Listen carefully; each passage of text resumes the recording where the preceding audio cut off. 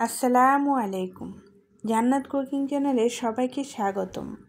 আমার আজকের রেসিপি আমড়ার আচার। তেল ছাড়া রোদে দেওয়ার ঝামেলা ছাড়াই আজকে এই আমড়ার আচারটা আমি আপনাদের সঙ্গে শেয়ার করব। বছর জুড়ে সংরক্ষণ করে খেতে পারবেন আর একদমই নষ্ট হবে না। খেতেও কিন্তু বেশ মজার হয়ে থাকে। অন্য আচারের চেয়ে এই আচারটা কিন্তু বেশ মজার। আশা করছি আপনাদের কাছে অনেক বেশি ভালো লাগবে। আচার তৈরি করে নেওয়ার জন্য আমি এরকম 1 কেজি আমড়া নিয়েছি আর খুব সুন্দর করে ধুয়ে নিয়েছি। আর আমড়াগুলো আমি কিভাবে কেটে নিচ্ছি আপনারা তো দেখেই বুঝতে পেরেছেন। চেষ্টা করবেন বটির সাহায্যে এভাবে আমড়াগুলো কেটে নিতে। এভাবে কুচি কুচি করে কেটে নিয়েছি আমি সবগুলো আমড়া।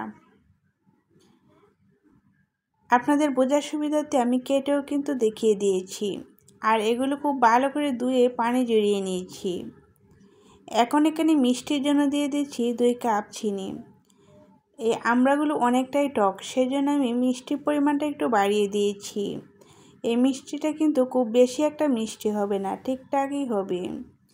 এখন ঢাকনা দিয়ে ঢেকে রেস্টে রেখে দিব 2 ঘন্টার জন্য। 2 ঘন্টা পর ফিরে এলাম। দেখেন চিনিগুলো খুব সুন্দর করে মেল্ট হয়ে গিয়েছে। এখন এগুলো সাইড করে রেখে দিয়েছি। আর একটা মশলা তৈরি করে নেওয়ার জন্য আমি চুলায় একটি প্যান বসিয়ে দিয়েছি একটি ছোটো প্যাকেট মশলা আর দিয়ে দিচ্ছি কিছু শুকনো মরিচ। সবগুলো এখন হালকা আঁচে টেলে নেব। যতক্ষণ পর্যন্ত মুচমুচে না হয় ততক্ষণ পর্যন্ত ভেজে নেব। আর খুব বেশি একটা পুড়ে ফেলা যাবে না। এগুলো এখন আমি ব্লেন্ডারের সাহায্যে গুঁড়ো করে নেব আধা ভাঙা করে। এগুলো সাইড করে রেখে দিয়েছি আর চুলায় একটি প্যান বসিয়ে দিয়েছি আমি এই রেস্টে রেখে দেওয়া আমড়াগুলো। অবশ্যই চেষ্টা করবেন রেস্টে রেখে দিতে, না হলে কিন্তু এইরকম আমড়াগুলো রান্না করার সময় দেখবেন আলাদা হয়ে যাবে, মানে কুচি কুচি ভাবটা থাকবে না, একেবারে গলে যাবে। আর রেস্টে রেখে দিলে আর গলে যাবে না। আর হালকা একটু কালারের জন্য দিয়ে দিচ্ছি হাফ চা চামচ হলুদের গুঁড়া, হাফ চা চামচ লবণ। একটু সামান্য পরিমাণ হলুদের গুঁড়াটা দিলে দেখবেন খুব সুন্দর একটা কালার আসবে। এখন একটা ঢাকনা দিয়ে ঢেকে 10 থেকে 12 মিনিট রান্না করব অল্প আঁচে। আবারও আমি ঢাকনাটা উঠিয়ে দেখিয়ে দিচ্ছি কীরকম হয়েছে। আমি কিন্তু বারে বারে নাড়াচাড়া করি নাই। নাড়াচাড়া করলে কিন্তু আমড়ার উপরে যে মানে এরকম কুচি কুচি ভাবটা ওইটা চলে যাবে, তখন দেখতে ভালো লাগবে না।